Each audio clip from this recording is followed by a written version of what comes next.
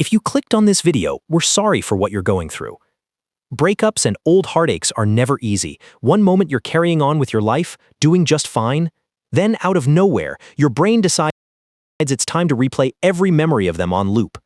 No warning, no "are you sure you want to watch this again" prompt to save you. You might find yourself checking their socials, thinking about texting or calling them, or even wondering if getting back together would fix everything. But deep down, you already know things ended for a reason. Welcome back to Mind Pattern. Today we're breaking down why your brain keeps replaying these memories, and what you can actually do to stop the loop. Here's the thing, a lot of people don't want to hear. Most couples who break up and get back together end up right back where they started. It feels like a fresh start, but it's usually just a temporary high, built on the same old cracks. Your brain isn't hoping for a rewrite because getting back together is actually the answer. It's hoping for a rewrite because unfinished stories are uncomfortable, and your brain hates leaving things unfinished. And even relationships that do last through marriage, kids, decades together can still end. That's not a failure. It's just how life sometimes goes. Letting go doesn't always mean someone did something wrong. Sometimes two people just grow into different people, and chasing someone new right after doesn't erase the old story. It just means you're carrying two unfinished stories instead of one.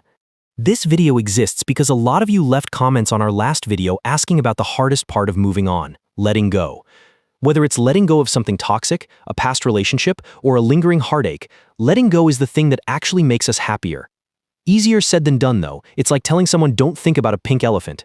Suddenly, that's all they can see.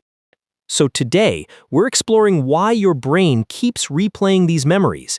And trust me, it's not because you're weak or broken, it's because your brain thinks it's protecting you. Your brain isn't broken, it's just doing its job with terrible timing. Emotionally intense experiences, good or bad, get tagged by your brain as important information worth reviewing. So while you're trying to focus on your day, part of your brain is somewhere else entirely, replaying a moment from the relationship like it's studying for a test that already happened. It thinks reviewing the old pain will help you avoid future pain. It means well, it's just badly timed, and honestly, a little late to the party. There's also a simpler reason it hurts as much as it does. The memory of a joke only they would get, the comfort of a hug you can no longer feel. Your brain holds on to these things not to torture you, but because that person was, for a while, your safe space. Losing a safe space is genuinely hard, even when leaving it was the right call. It's okay to grieve that. It's okay to miss the comfort, even if the relationship itself wasn't right for you. Those two things aren't contradictions. You can miss someone and still know you're better off without them. Before we get into what actually helps, let's talk about what makes this harder, not easier. Don't have a fling to get over them.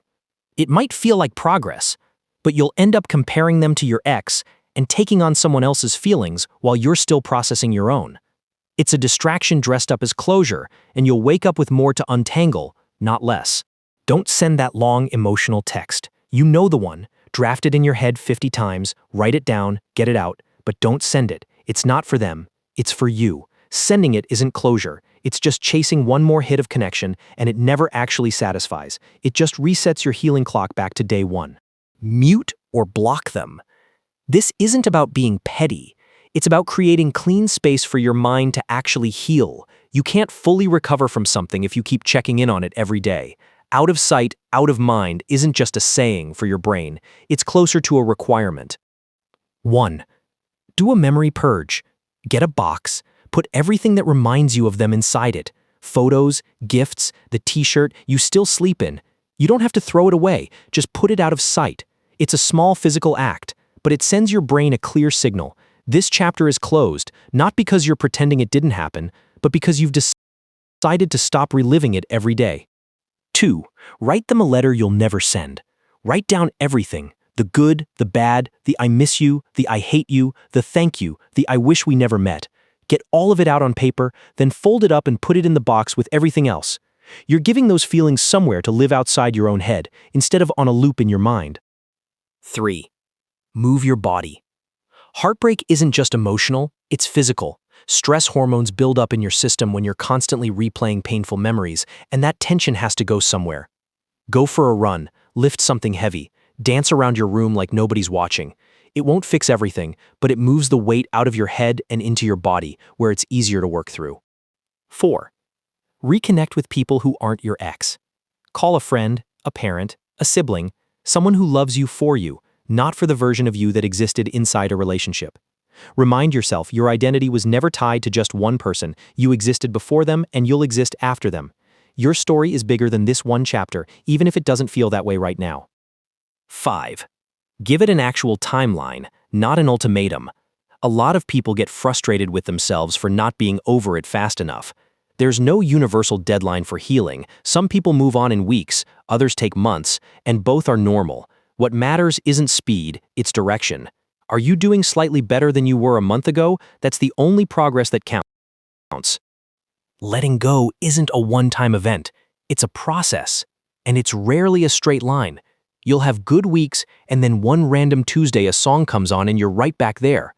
That doesn't mean you're starting over. It means healing isn't linear, and that's normal. And if this heartache has been sitting with you for a while, maybe even years, even after moving cities or building a whole new life, that doesn't mean you failed at healing. It might just mean this one mattered more than most. That's not something to be ashamed of. One day, sooner than you think, you'll catch yourself realizing you made it through an entire day without them crossing your mind. That's not the end of the story. That's the beginning of the next one. And this time, you get to write it without looking back every few pages. If you're still stuck on the why behind a breakup that won't leave you alone, that's exactly what we're unpacking next week. The most common regrets people carry after a breakup and why some of them aren't regrets at all. Hit follow so you don't miss it.